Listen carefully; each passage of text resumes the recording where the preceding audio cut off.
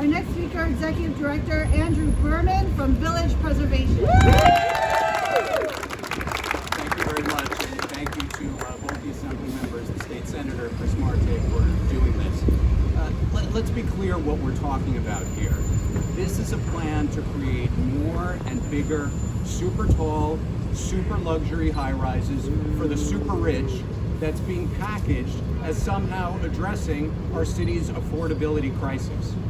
No wonder we have an affordability crisis if this is the solution they're offering.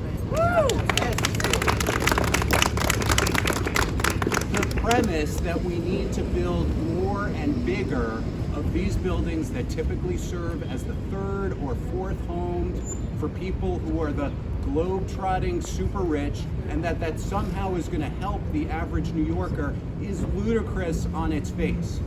What's also ridiculous is the contention that this existing limit, which, by the way, it's generous to call it a limit when you look at what it allows to be built, is somehow too restrictive. Let me tell you what has been built under this limit. The 1,550-foot tall Central Park Tower, the tallest residential building in the world, just recently completed under this limit.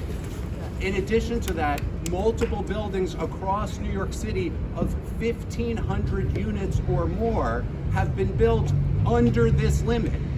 But somehow in this dystopian vision of New York, that's too restrictive. That is ridiculous. We need to address the real roots of our city's affordability crisis. And by the way, this not only won't help, it will make it worse. Because what it does is, it incentivizes tearing down those older buildings that have affordable, rent-regulated units in them, housing what tend to be lower-income, older New Yorkers. Those are the people who are going to get pushed out if this plan goes through, and that's why we need to stop it.